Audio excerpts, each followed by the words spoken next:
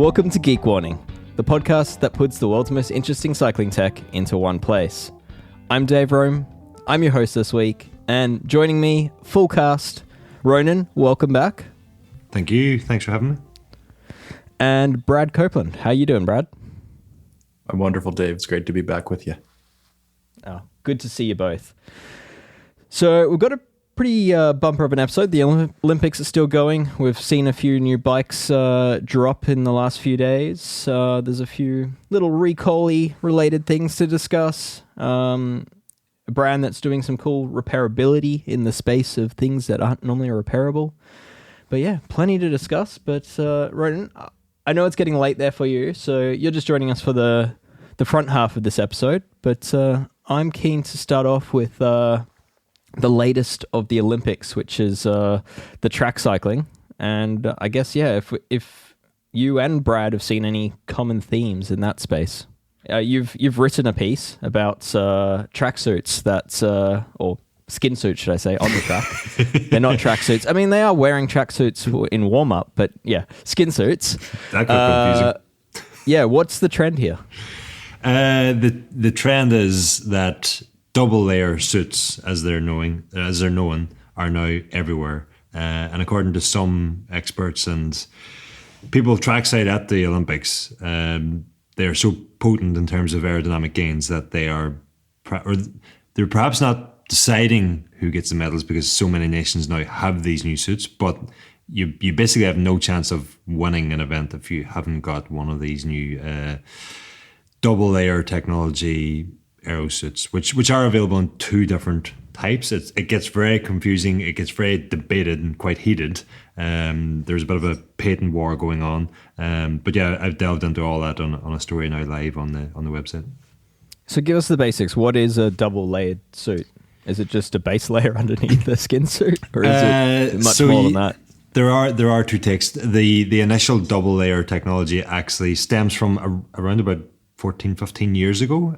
Luca Oggiano, who is CEO of Nablaflow, someone who we've worked with on Escape Collective here in an article last year, turns out he had actually developed this for Adidas for track and field 100 meter and 200 meter sprinters, which is funny because you don't see any aerodynamic interventions in the sprints these days.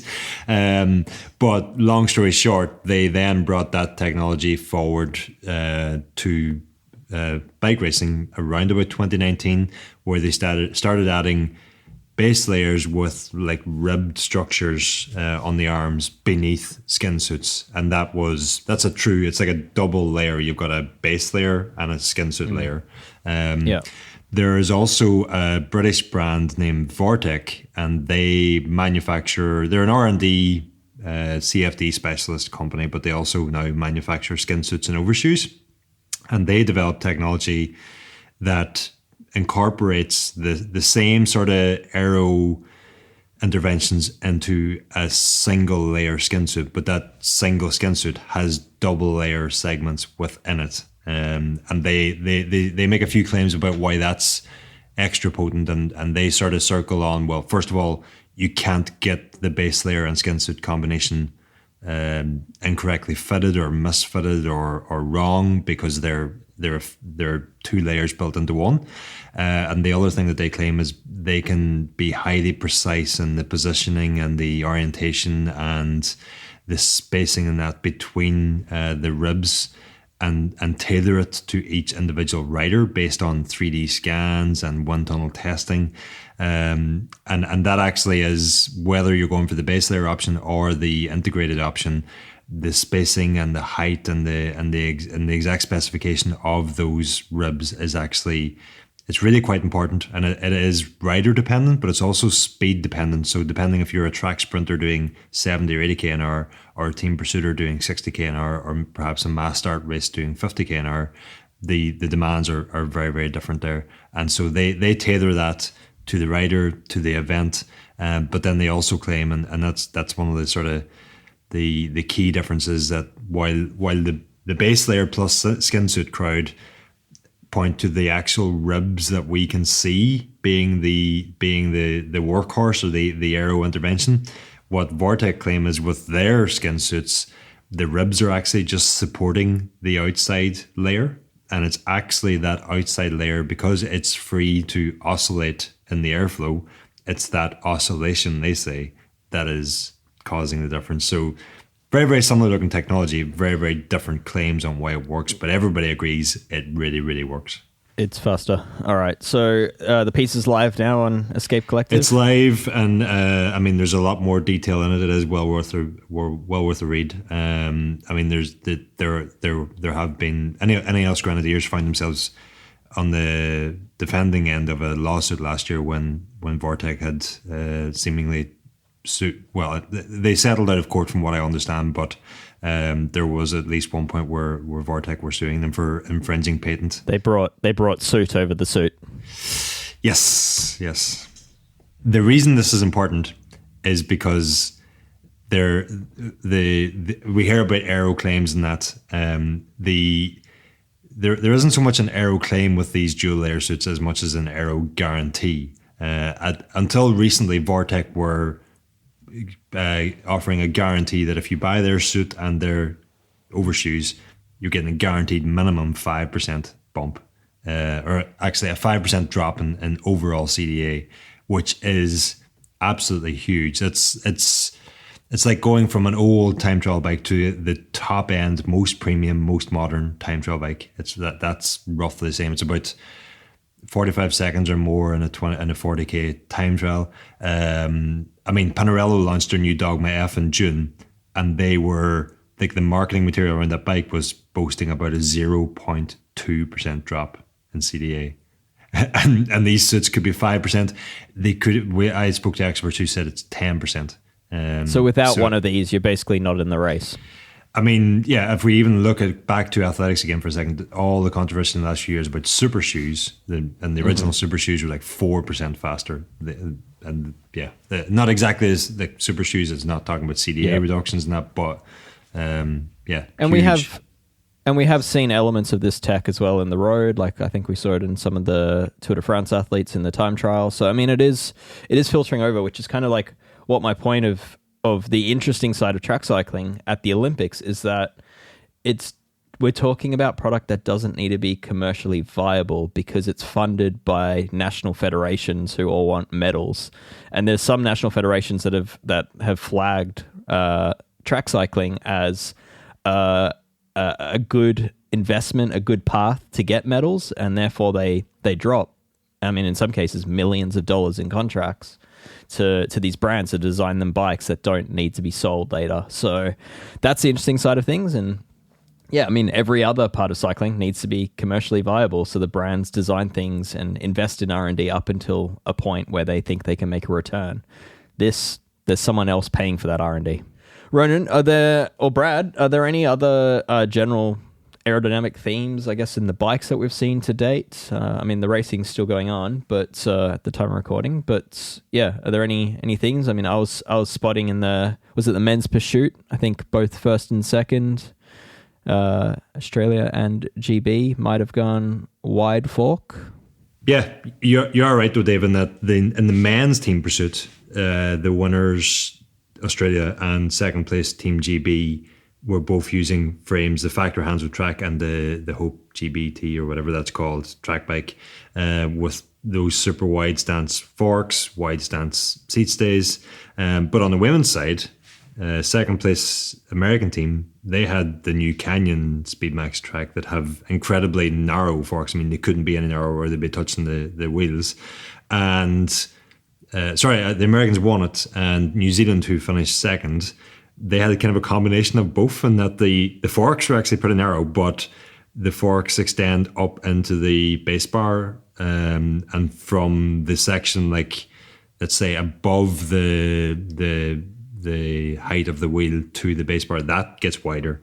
So they seem to be in between. But I think the general trend of these Olympics, let's say, is towards a wider fork approach. Interesting. Yeah, which gives full space around the turbulent wheel is, I think, the most simple explanation. Yes, there is that, but there's also, and definitely in the Hope case, there is definitely an attempt there to create a wake, which then means that the overall drag on the rider's legs is reduced, and then the seat stays being wider. I believe the intention there is that they're like a splitter plate behind the rider's legs, where they're actually you're trying to reduce the wake, the opposite of what you're trying to do with the front forks. You're trying to close up the wake coming off the rider's legs behind them with the wide stance seat stays. So Gotcha. They look like they're doing the same thing, but they're actually sort of doing opposite things, front and rear. Yeah, I mean some other trends that I picked up on. It seemed like everyone racing track now has wireless drivetrains and discs. So a lot of discs, definitely. Sorry, I couldn't help myself. I just couldn't help myself. Yeah, a lot of discs. But no, I guess Brad, you also spotted something funny from out of the French camp with Look as their official brand. Yeah, so Look is the Federation's bike sponsor for track, and they have another bike that sort of falls into the category we've been discussing with the wide fork, wide stays, kind of new school of track bikes these days. And I was laughing mostly at the wattage claims, or the saved watt claims, which I think the ones I saw were over 180 watts for the two previous. So this is like a new iteration of a style of Look track bike. And prior to the first gen, they're claiming a combined total in this evolution now to be 180 plus watts faster than the version of the Look track bike before they went to these wide forks and stays. Which, I mean, when you consider if you ride with power, you probably average about 180 watts on a pretty moderate paced ride. So to think that the bike sitting still is going that fast is pretty special innovation. I'm not sure how they measured that, but wonderful technology. So the most recent generation is how many watts faster than the one they would have raced at the last Olympics? Yes, I think that was approximately 70 to 80 grams. 70 to 80 watts faster than the previous one, which was about that again over the previous kind of traditional time trial, the traditional track bike that Look offered in perhaps 2 games ago, or just general competition, prior to the Tokyo Games. But were they using it? Were they using this super negative drag bike? I believe they are. At least some of the athletes are using it. Yes, but they're used in certain competitions, but not all competitions. So I haven't actually seen who's using it and who isn't yet. But nevertheless, I haven't seen France on top of any podiums yet where the bike was used. So, yeah. Does France have a double suit? Because, or is there risk of takeoff at that point? I think the French team pursuiters have been using the new P24, but the sprinters have not. Okay. And I don't know if it's like an ethical stance that they're taking, that the 180 watts would just be too much and it would take away from the integrity of the games, or if there's something else going on there that perhaps we're not aware of. Why would they not take 180 watts? Yeah, and as Ronan mentioned too, the speeds they're making those claims at are actually slightly lower than some of the men's kind of maximum speeds in this race too. So even those claims theoretically are below what the true savings are at race pace. Yeah. So so what, like maybe in a high speed wind tunnel at 400 kilometers per hour, this is actually saving 80 watts? No, the other way around, I think, isn't it, that it's claiming at a lower speed than they're racing in the race that is 180 watts versus two generations ago. So in fact, it might be pushing 200 watts. Who knows? Significantly more savings. Yeah, just make up a number and say it. It doesn't even matter at this point. Yeah. Yeah. Wow. Okay. It was Cycling Spy on Instagram, an account that's really taken off at the moment, especially with all the tech coming out of the Olympics. But that whoever's behind that account had calculated that at the 80 kilometer per hour speeds that the sprinters would likely see, the new bike over the most recent generation was 136 watts if their claims stood up, and so then there's another gain again versus the generation before that. So that's which a lot of watts. Is kind of as a percentage, right, of of what's being Yeah, I guess as a percentage, I mean, it's probably kind of similar to the gains being, quoted with the dual suits in a sense. But we know through bike tech and the advancements in bike tech that one is possible and the other is, marginal gains at this point. Yeah, the suit is covering most of the part of the system that accounts for 80% of the drag. And so there's that to add in. But I mean, to be fair, also to look, if you wanted to inflate your aero savings, you would ramp up the speed. And that's why quite often we're seeing wind tunnel testing for road environments or road products at 40-45 kilometers per hour. They did their testing at 70, and so you are going to see higher results there. Still don't know if you're going to see them this high. No. Anyway, fun times. I mean, check out Ronan's piece on the dual suits. It sounds like that's going to increasingly become more and more popular and something we're going to see a whole lot more in road racing, more than we already do. So yeah, head to escapecollective.com to check that out. Ronan, are you happy to stay on for us to talk about rim brakes? Yeah. Before I do forget, though, we should also mention that Performance Process is back this week. Oh, please do. We've got a nice episode to kick us off again. We haven't had an episode since before the Tour. This week we are looking at, well, there's actually a split day in the Tour de France Femme next week. There's a 80-kilometer morning stage and a 7-kilometer evening or afternoon stage. And so we spoke to Stephen Gallagher from the Canyon SRAM squad. He's their head of performance, I think I'm giving the correct title there, head of performance. And just to sort of find out, well, first of all, what difference is that going to make to the team? But more importantly for the listener, I wanted to hear from Stephen about how each of us at home could maybe benefit from doing double days. And that could be intentionally splitting our training between morning and evening, or it could be perhaps you commute to and from work, and how could you best use that for training. So it was a very, very interesting episode that I think a lot of people will take a lot away from. In my pre-media life, I had a long to and from commute, which got me quite race fit. These days, I work from home and I'm a sorry mess on a bike.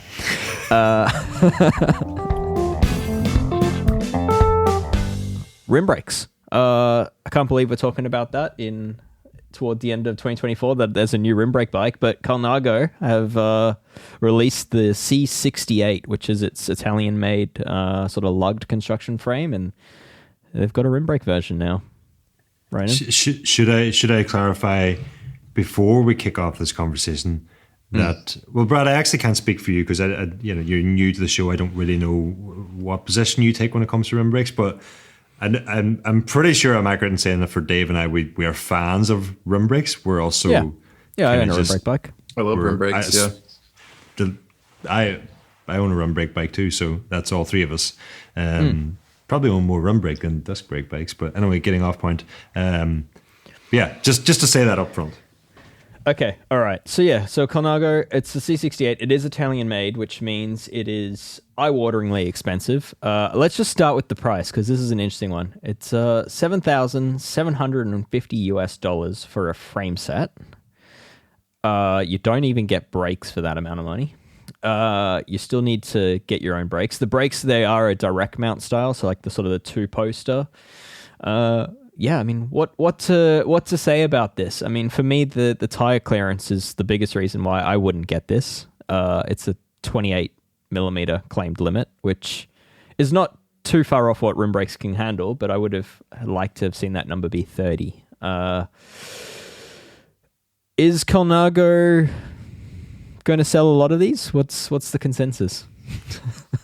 Colnago is going to have a lot of people who want one of these. I don't know that a lot of people are going to pay for I don't know that people are going to pay for rim brake frames, not just a Colnago C68 rim brake frame. Mm-hmm. But I think a lot of people will want it.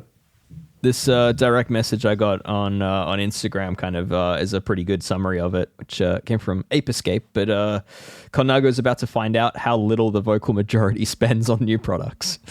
I think that's a pretty astute take, really. Like, I think the frame, like you can take mechanical, it can take electronic gearing. looks nice. It's I thought it could not take a mechanical drivetrain. It was electronic only. Uh-oh. I'm calling shenanigans, Dave. I think I read the material that said it was not mechanical compatible, but it was obviously only I thought mechanical. I saw it with a Campy Super Record mechanical group installed. I'm pretty sure that I read in the deep down in the fine print that it was in fact not a and that was my woe when I responded to you, Dave, when you sent me the link, and kind of we all laughed that Colnago had a rim brake bike. Well, that right there just broke it for me, because if I wanted to build that was my whole thing. I said I would want it mechanical and a rim brake, or I'm going to live in the future where we all live now. I was just imagining they'd built the bike that people would actually want. So I know that was my big gripe, was they missed the whole point, which is that it still requires something new, which no one who wants a rim brake wants. Yeah. Well, it doesn't require something new, because if you want to run Campagnolo and you can't run mechanical, then you're forced to run old EPS, because new EPS is disc brake only, isn't it? That is true. Yes. That's why it's the wired group in the picture. You're exactly right. We've solved this mystery, Dave. So you're already running a bike that's increasingly hard to get parts for. Yeah. Because SRAM is now also disc brake only with their latest. Shimano, you kind of can get, you can get new Durace, but it's kind of old Durace, really, because you're having to run a, rim brake. Current Durace has to be wired, and it's running an old brake caliper. So there is no new group set for this. The most interesting information from the press release I found was how many mechanical rim brake, electronic, but with mechanical rim brake functionality groups are available still. And there's half a dozen, maybe. Got the Campy group. We got a couple SRAM groups. But it's all old. Oh, it's all old. Yeah, nothing new. Yeah. But no. Which, I mean, the old part would be fine if we knew there was going to be availability and replacement parts and stuff like that. Mm-hmm. But that's, and even Shimano does still technically exist, but I would love to look into the actual availability of a rim brake 12-speed Durace group set. Yeah, I put one on a bike like 6 months ago, and it was still very easy to get the parts, but it did feel like you're installing an old group when you're wiring it up through the bike. So, I mean, it works perfectly. It's a flawless group, but it's I don't know. It feels like even if you got this frame, I mean, it's worth noting, like, Colnago are not the only ones to be doing a high-end rim brake frame. I mean, just about every handmade custom bike builder will still make you such a thing. Pinarello sounds like they still have plenty of stock of their previous F series. I don't know if Factor is still doing theirs, but they were until recently. So, I mean, there are options here, but the bigger issue for me is, like, the wheel technology got left behind like 4 or 5 years ago, and so did the drivetrain technology. I had a conversation with a manufacturer recently who told me that they had recently offered both a disc and a rim brake frame, and that while they sold thousands of the disc variant, they only sold low 3 figures of the rim brake version, and as such, you can still find those frames available. I mean, I'm talking about the Pinarello Dogma F. I don't know why I'm being so. Yeah, and like Factor had given this same information quite a few years ago. I think it was 3 or 4 years ago now. They were offering both the rim brake and disc brake in a modern frame, like like for like. And I think they said their rim brake sales were 5% of what the disc brake were. So it's like, this isn't, there are some rim brake fanatics that say this is the industry forcing everyone to adopt disc brakes, and this is an old conversation at this point, but it's not. It could partly still be true. We could still be being forced in that direction, and as such, everybody is going in that direction. Yes, I think it's still a possibility. There's an element. It's the path of least resistance. But but no pun intended. When everybody chooses the path of least resistance, there's just that the flip side of that is that there's no demand for the other path. Two things that sort of struck me about this was I was sort of wondering why, like, which Colnago customers are demanding a rim brake frame. Where's that demand come from? And I sort of wonder.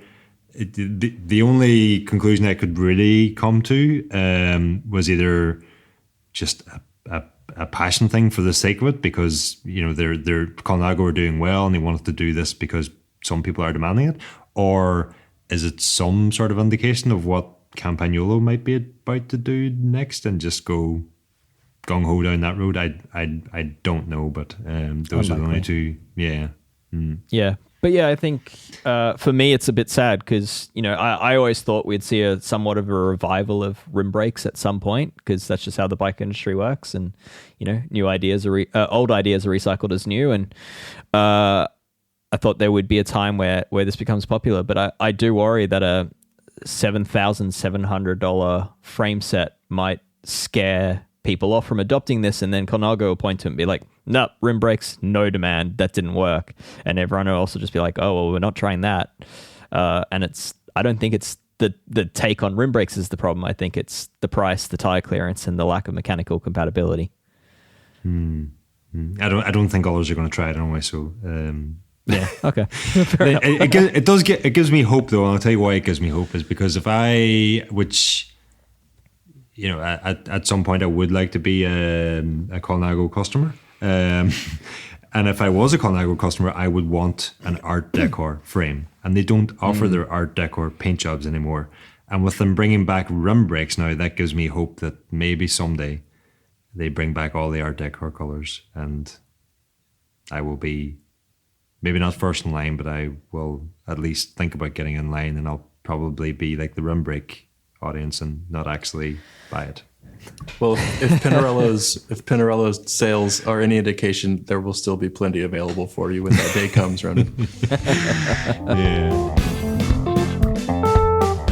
Cervelo, they've released a new Caledonia 5, which is the fully integrated version of their sort of endurance road meets all-road meets friendly geometry road bike.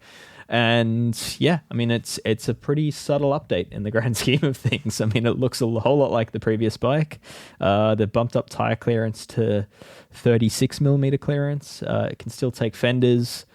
I mean, the main updates, like there's now in-frame storage beneath within the down tube, but they decided not to really change the shape of the down tube, so it's pretty minimalist storage.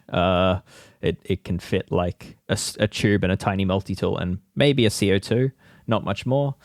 Maybe the reason the tire clearance is restricted to 36 is so you don't need a big enough big enough CO2 that it will exceed the capacity of the down tube.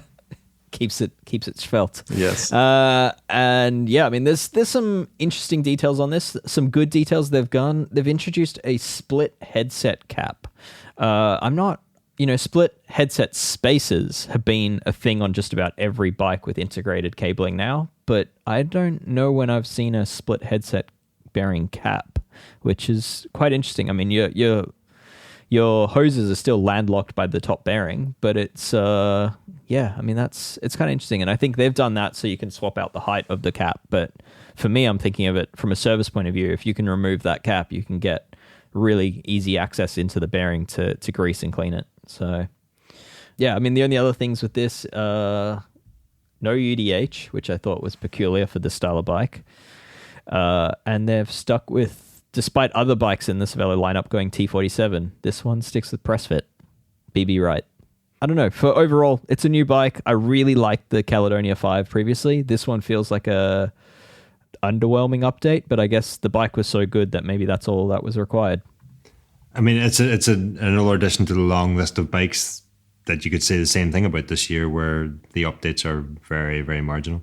But yeah, I mean, this is one of those bikes that I've encouraged quite a few people to buy over the last few years, since it came out in 2020. So it is, yeah, I mean, it remains at it. It'll, I guess what I'm curious about is to see whether this like storage chat works as well as the photos show. I'm hearing reports of people having troubles getting into it with the certain second bottle cages installed because of the way it opens. But yeah, I don't know. Good bike, minor tweaks should mean it continues to be a good bike. But yeah, I think continuing with press fit's kind of a bit of a bummer for me. That was kind of the one thing that I hope they had changed. I always prefer when a brand uses the same standards across at least the category of bike, if not the entire, let's say if it's a road mountain bike brand, then sure you could do two different types if you felt like it. But among road bikes, I'm sort of shocked that didn't get the update. Yeah, and especially given like Cervelo in the as recent as I can remember, like since this Caledonia first came out in 2020, they have used thread together bottom brackets as stock in their press fit frames. So you've got like more weight than a threaded system because you've got this big bulky bottom bracket. But yeah, I mean, they're saving in the manufacturing side of things. So like it's not creaking or anything because it is a nice quality thread together bottom bracket, but it's kind of one of those things that's just like, if you just put threads in the frame, then it's easier to service and you don't really have to have this big bulky bottom bracket that solves a problem you've introduced. So anyway, I'm sure they have their reasons. Whether those reasons are justified, I don't know, but... Dave, your talk of split headset caps there, could that ever be a thing if you consider like ceramic speed SLT rather than a traditional bearing? Like that could be a big thing in terms of it could be a game changer. Brad, do you see it happening? Maybe. The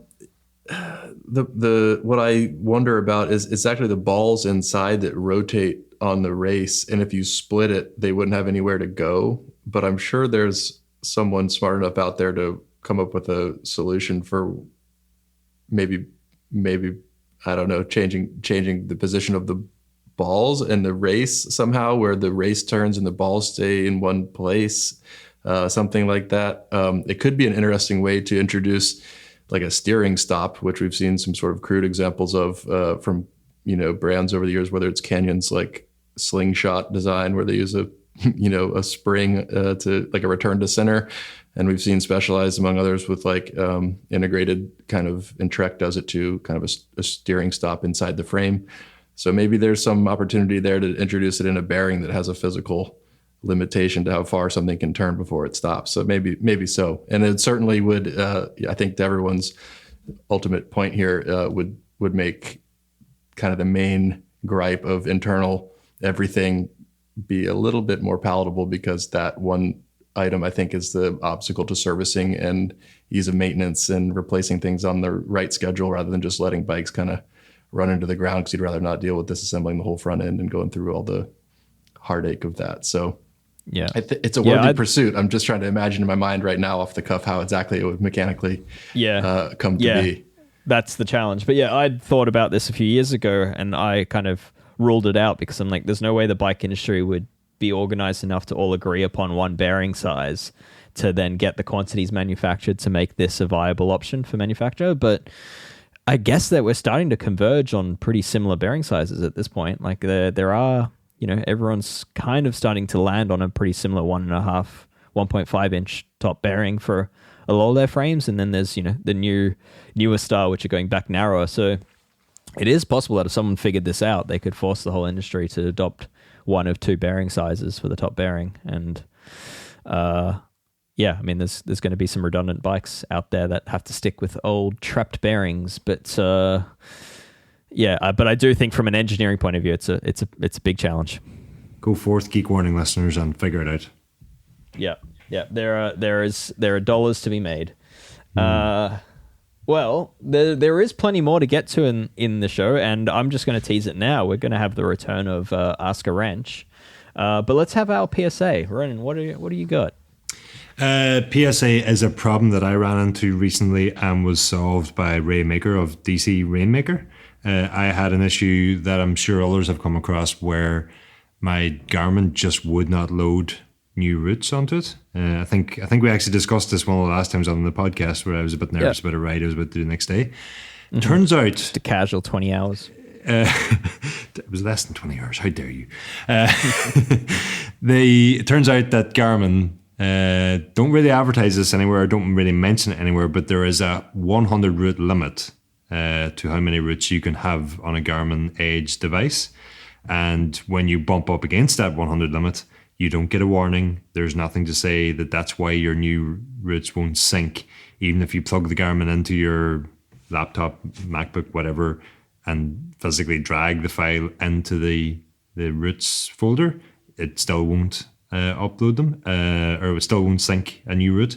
And so turns out that was the problem I was having. And having tried everything to try and fix it, deattached my Strava account and reconnected it God knows how many times. When I then went and deleted some routes, magically my new routes started to appear. Wow. So even if you've got the storage on the device, it's just 100's the unlucky number. Yes, exactly. Wow. So Okay. if you run into the same problem, try deleting a few routes and see if that routes, maybe I should say, see if that helps. Yeah, right. Okay. So not the PSA I thought we would get, but perhaps the PSA some people need. Do I ever give you the PSA you think you'll get? Once. Regarding the broken handlebar for indoor training, replacing your bar tape. Yeah, that was... I'm pretty sure I was just recycling that one also, Dave, so I'm pretty sure that one came up before I mentioned it. Gotcha. Okay. I stand by my magnet on the multi-tool one, though. I can't remember why I remembered afterwards it was a good PSA, but there was a reason that I had forgot to mention and I had forgotten again. Oh, okay. All right. Well, there you go. If you've got a Garmin and you upload a lot of routes to it, then beware. Thank you, Ronan. Brad, time to do something that when this is probably the first time people ever heard you on the podcast, which was when we had Ask a Wrench special episodes. They started off as a sort of a member-only bonus episode, and after much discussion and after the feedback from a recent survey, a lot of people want this to come back. A lot of people missed Ask a Wrench.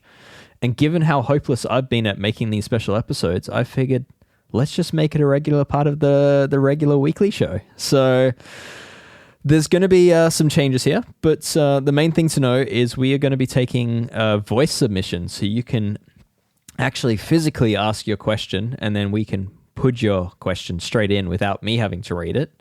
But you have to be a member of Escape Collective in order to ask a question. That is the requirement. But yeah, if you're a member and you have a question, head to escapecollective.com/hello and you can record your message right there. We've got a little widget that's been custom made just for this. So obviously this is the first time everyone's hearing about it. So we don't have any of those questions submitted. Right. So I'm going to fall back on some questions, recent questions asked on Escape Collective's Discord or straight from members. So yeah, let me read out some questions this week, and hopefully next week we'll have some voice clips straight from you listeners. But yeah, a question for the tech Jedis. I am trying to solve the creaky issues of a PF30A BB on my beloved 2017 Cannondale Super 6 Evo disc. Is the screw-on bottom bracket a game changer, such as BB Infinite? What are the other options? What do you say? Grazie, Stefano. Brad, thoughts? Well, how would you silence a creaky Cannondale Super 6 disc Evo? So I would have a few questions first. I would definitely want to know that that's the source in the first place. If it's persistently creaky, to me, it sounds like the interface itself is problematic, and that can be from sort of being worn out, whether it's due to infrequent or absent maintenance, where those two contacting surfaces can wear against one another with perhaps some dirt or grit in between them. Generally speaking, it's pretty safe and sound for that particular cup set. It's a plastic SRAM cup set that's being described to be pressed in dry into the frame. A lot of people will use other substances to press things into the frame. I've seen people, and I definitely recommend not doing this, use carbon paste in carbon frames. That sort of causes all the problems that I just described. You're not referring to an ex staff member, are you? No. Although if it was a staff member, it would become an ex quickly. So don't do that. I've seen people use carbon paste in places I would not. Yeah, for example, like a single bolt seat post head, where it's kind of like a wedge, like a specialized style one or an NV style one with a single bolt from one side. I've seen carbon paste used there to try to stop them from slipping. I think the design allows for some slipping in general, but carbon paste keeps the wedges from sliding. And in the same way, it can kind of stick and slip a little bit when it's used in a application like a BB cup like this. in those slipping moments are where wear and creaking can come from. So I would avoid that. I would avoid grease as well, unless maybe you have to take it in and out a lot and it's like a disposable type race frame. This bike being from 2017 doesn't meet that criteria, those criteria either. So my question is, is your frame in alignment, and are the bottom bracket, sort of the holes in the frame where the cups are pressed into, round, which you can check by measuring? That's an important first question. Are they worn? So can you easily, almost with your bare hands, press the cups into the frame? I would want to know that. Or is it just a creak that may be from somewhere else? So in my experience, I happen to be at Specialized in the OSBB days, which sort of came along around the same time as the PF30 standard from SRAM. It was essentially a specialized standard that followed the same basic premise, where a bearing is housed in a plastic cup, which is then pressed into a carbon shell. That particular standard was prone to walking out and creaking. I think some of that had a little bit to do with the early wave spring type preload assembly, rather than like a fixed preload, like a threaded collar, like modern SRAM cranks typically have, or like the later Specialized cranks use that tripod style with some set screws. So there was no opportunity for lateral movement, which a wave spring does allow a little bit of. So Specialized's fix for this was it's kind of the funny part of the story, and it's a product name that is near and dear to my heart. It's a product by 3M called DP420. I'm not making this up, and I won't explain why it's funny if you don't get the joke, but it's a two-step epoxy that is used to epoxy the plastic cups into the carbon shell. It's semi-permanent, but it can be kind of knocked out with some effort using a punch or some kind of extracting device. But it was essentially gluing the cups in. It did solve the problem, but it's a little more than some people are comfortable with. There's a similar Loctite product for plastic assemblies. I believe the number is 425. Loctite comes in, many formulas for different material applications. And so this is like a plastic specific one. And it's, again, this is for like really loose fits. This is not something I would do on a new bike. But if you do have a frame you're trying to salvage or kind of limp along in light of some press fit intolerances, let's say, those two products are a known solution, but it will make removing the BB a little more involved in the future. So you want to be confident that cup is actually good. Yeah, make sure the creak is coming from where you think it is, and that the frame is worth saving before you maybe pursue those options. If the frame is sort of damaged or out of round or worn beyond tolerances, then this may be a problem that you're chasing or may not be worth fixing in the first place. But those are some products that might get you from a creaky loose fit to a salvageable situation. My experience, I rather than bonding in cups, I will use a bearing retainer, which is kind of the products you're talking about. But I also have had pretty good experience with wheels manufacturing thread together bottom brackets. Heavy little things, but they do them for all kinds of press fit, and I've had pretty good experience with those. Certainly pay close attention to the installation instructions, because there is opportunity to make a mess of it. But I think in times where I've had worn interfaces where the cup, a normal cup doesn't stay in and doesn't need tools to come out, that has been a good solution. And I actually don't have much hands-on experience with the BB Infinite stuff. I'm familiar with the product, but it's seems like a good solution as well. But yeah, theirs is quite cool because it puts both bearings on a single sleeve, so you basically ensure bearing alignment by installing one of these, and that's kind of the whole idea behind BB Infinite as a product solution. And I think I've heard mostly positive things with theirs, and in principle it makes a lot of sense. So you can go the path of bonding in cups to solve the problem, especially if it's a worn frame, and that is definitely a good value option. Or I guess Wheels Manufacturing or BB Infinite are two other more expensive, but still perhaps more easily removed options. They're certainly easily removed. My only fear is the persistence of the creak described by the caller. And so what I would want to know a little bit more about is exactly why it's persisting in such a way. Because although it gets a bad rap oftentimes and it's not so user friendly, I've had very good results with press fit. You just have to follow the maintenance protocols and take care of it. But my experience isn't that they are very creaky if you service them occasionally. And so if he's replacing things or servicing things, he's looking to replace it with a different product altogether now, and lose the SRAM press fit cup set altogether.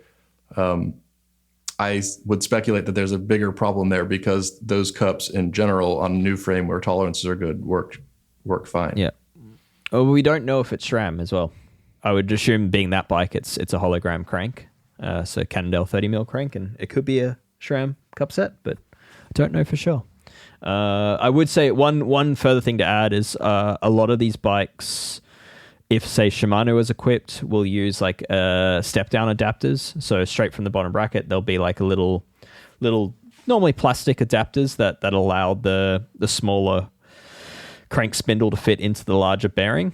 I would say wherever possible, try to figure out solutions that remove those spaces. You want really the crank spindle and the bottom bracket bearing to match in size. So both BB Infinite and Wheels Manufacturing offer exactly that, where you can basically direct fit the cup to the crank you're using. But in my experience, that extra point of movement and that extra interface is more likely to creak than like the bottom bracket itself. So right. And that goes back to my fundamental question is, are you sure it's your BB? And in the shop, everybody comes in with a bike that's making noise and it's the BB, and like 95% of the time it's not. And so there's a lot of things that are under load and asymmetrical load and lateral load that all, if not tight or not serviced regularly, can creak. And it's always under pedaling load that you experience those sounds. And so everything from a loose cassette to even sometimes worn drivetrain parts, loose chainring bolts,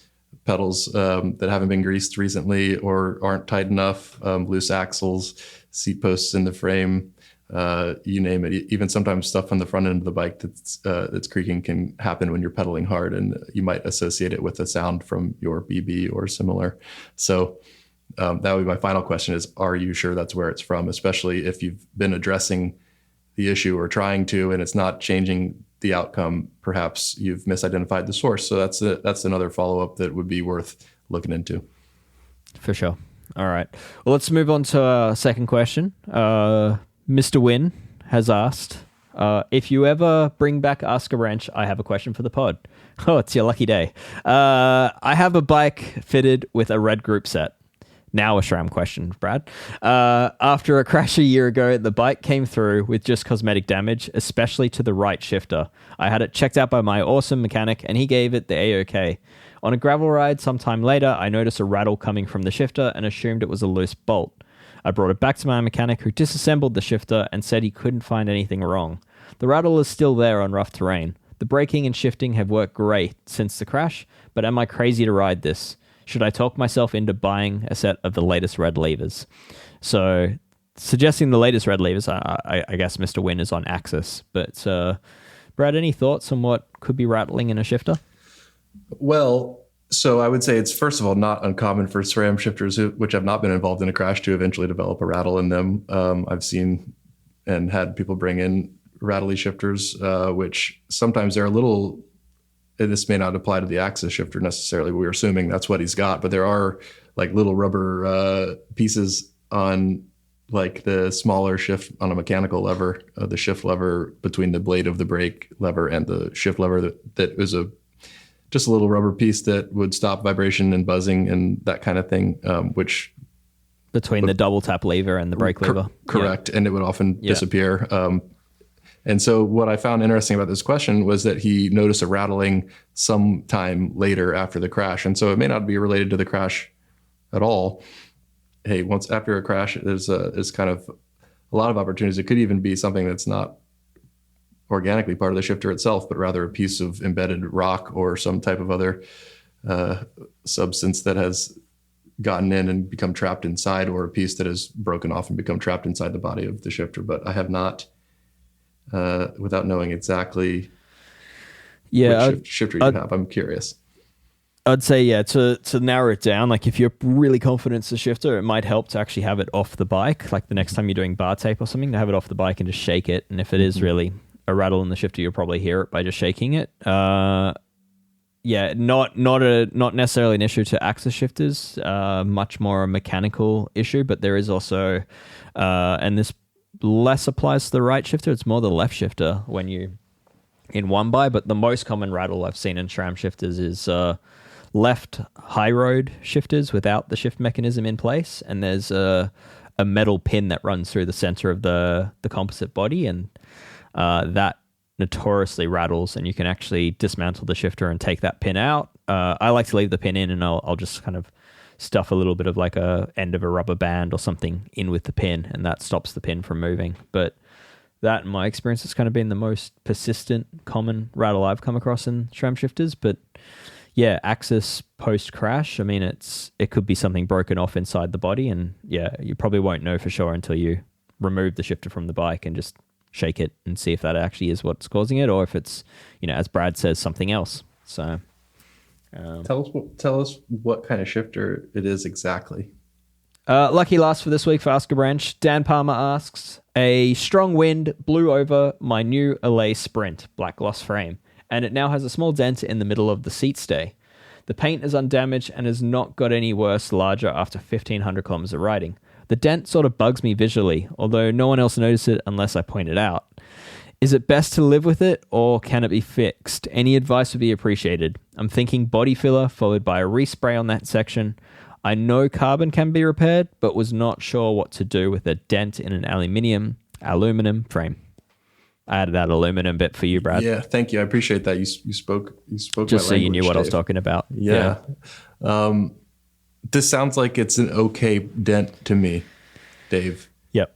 Mm-hmm. We don't have a lot of detail on the exact size of the small dent, but we know that it is small. Typically with an aluminum frame, it's almost unusual to see an aluminum frame that's more than a few years old that doesn't have a small dent somewhere, if it's well used, of course. And I've seen some pretty heavily dented alloy frames still in use with no consequence. It used to be pretty common to see the top tubes dented, where a handlebar would swing around and make contact with a top tube on a road bike, and crash situations or whatever, the bike just falls over awkwardly.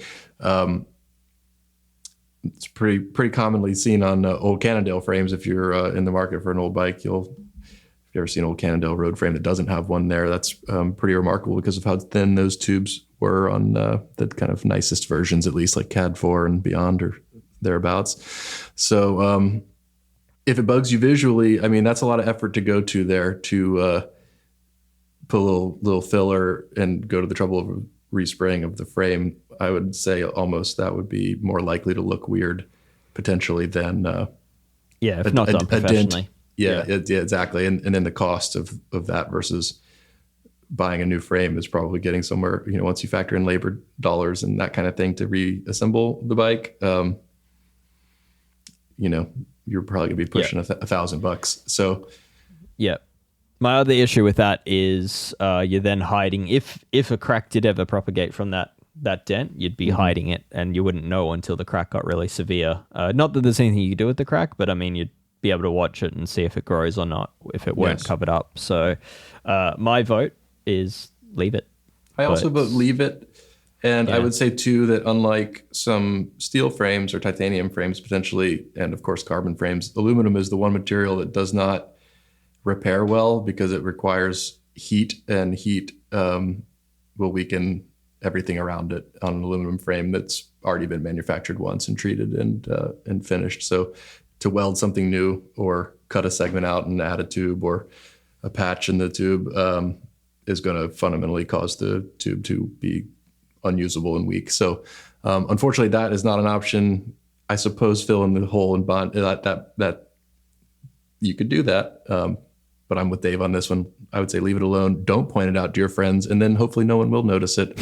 And then maybe with time, it will slip and fade from memory, and you won't be as sad. Yeah. But I think... Or get a really cool sticker and just put a sticker over it. There you go. Yeah. I mean, to Brad's point, aluminium, a lot of love for the material, but yeah, it is actually the least repairable of the common bicycle materials. So it's, unfortunately that's one of the trade-offs, but should leave it. I think, that very unlikely that will cause issues, and it's very expensive to repair where you will never know it was there. So didn't mean to rhyme, but it did. All right. Brad, let's... Maybe to your point too, about not covering the dent, so you can see future propagation of cracks or whatever the case. That is a good idea. In general, if you are going to run the risk of riding a frame, maybe we should say this too for just liability covering our asses, Dave. It's a CYA PSA today. See what I did there? That was a good one. Mm-hmm. Would be to, keep an eye on it. Common thing with cracks or possible cracks, it could just be paint, is to put like 2 little marker dots or some indication where you have like an indication of where the crack is now or where the dent is now. And so that if it does grow, you can see, relative to your original marks, how much it's grown and in how much time. Yeah. So that's the marker dots is a very, very pro tip. Old school tip. Thank you. Yes. Had to make sure we covered ourselves there. Yeah. Yeah. A little permanent marker. I mean, you can get the magic silver or gold color pen out, or you can use a bit of like Tipex, or what do you call it? Like correction marker, the white pen. And then it applies to any material that you have a crack in. To see whether it's growing or not. So good tip, Brad. Thanks. All right. Well, that is Ask a Wrench. Welcome back to Ask a Wrench. And as a reminder, members can submit their questions to escapecollective.com/hello. If you really don't want to leave a voice message, then we'll continue to monitor the old spreadsheet that we'll be making our way through as well, which you can access via Discord. Before we wrap up, Brad, there are a few quick little tech bites to cover. So top of the list is the CPSC, which is kind of the governing body in the US that does all the things related to recalls and consumer safety and all that, Consumer Protection Agency.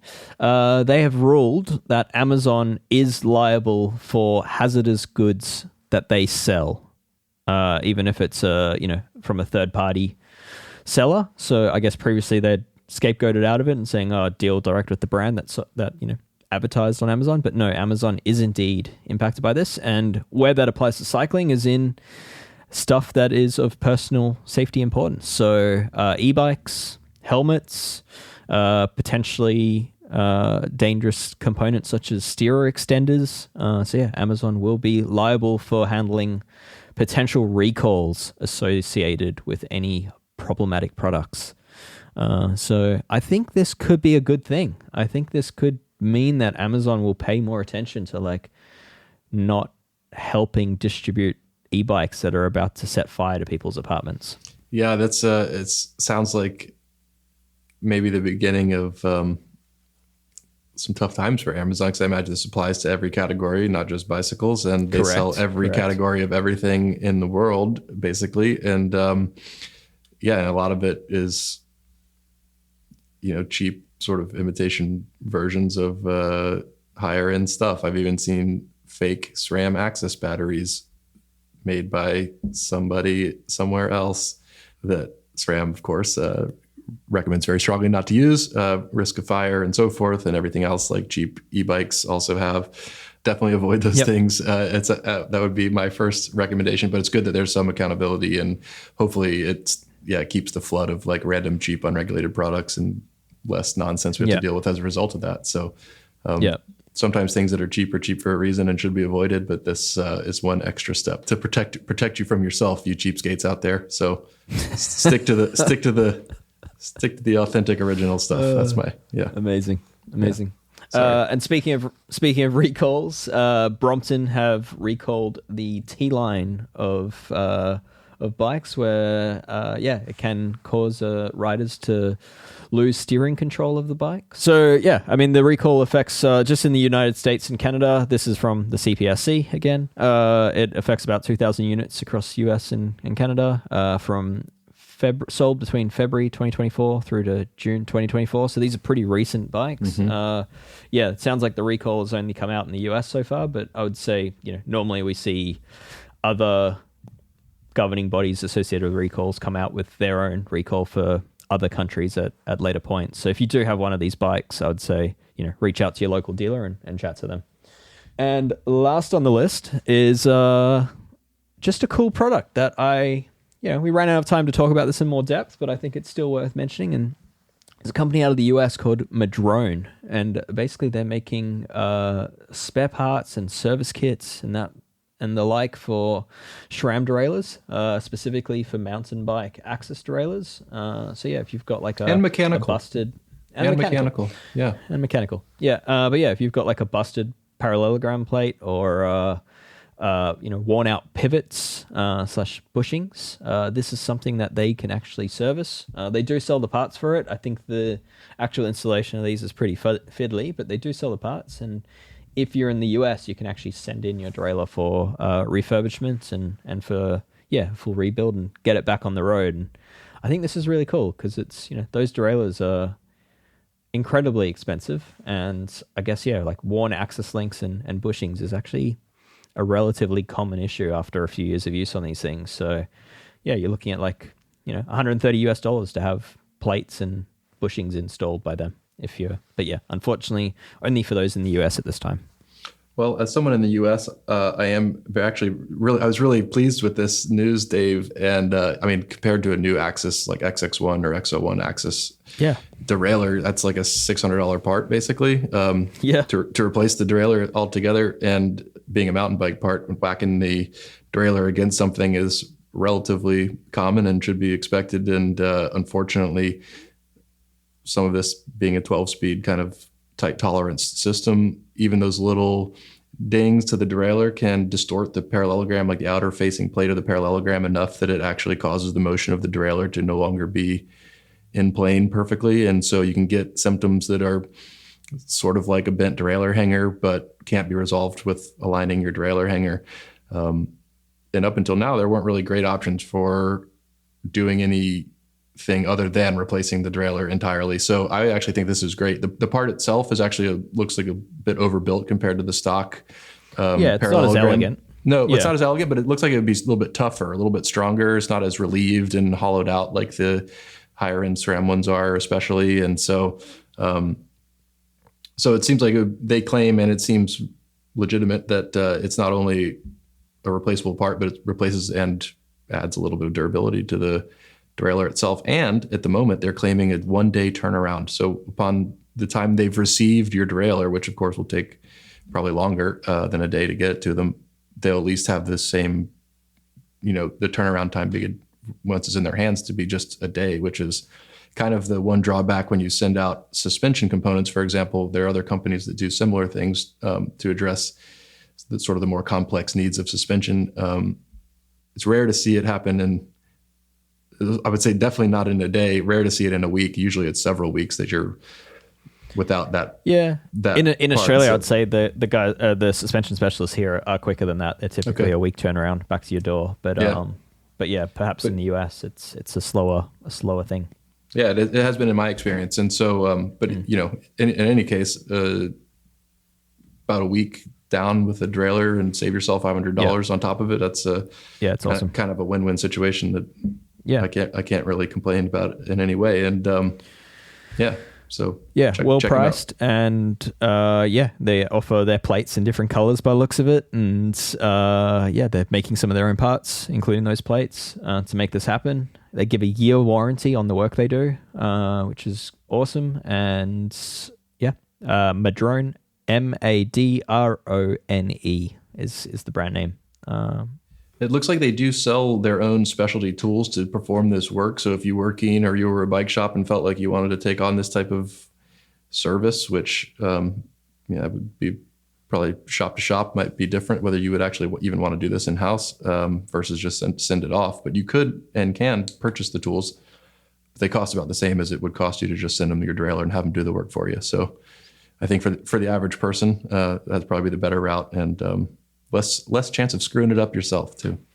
Yeah, for sure. And just to be clear, we're talking about all the derailleurs that mount onto a standard regular hanger. So that includes, mechanical Eagle and axis Eagle. It's not the newer transmission stuff, which coincidentally SRAM actually themselves allow you to change these plates we're talking about in the cage assemblies, which is now a feature, but wasn't previously on the previous generations of derailleurs. So yeah, Madrone is solving for that. Well done. All right. Well, on that happy note, I guess, let's, I guess we can wrap up, call it a day for another week. Call it a week for another day. Thank you for tuning in for another episode of Geek Warning. As a reminder, Geek Warning is part of Escape Collective, and Escape Collective is wholly and solely funded through member support, member subscriptions. So if you're not already a member, please consider joining and supporting this podcast and everything else that we do. You can head to escapecollective.com/join to see what's available there. There's monthly and annual options, and otherwise it doesn't help us as much, but otherwise, buy a t-shirt and that'll help us too. But thank you and appreciate the support from everyone that's listening that is a member. Brad, always great to chat. Again next week. I'll be here.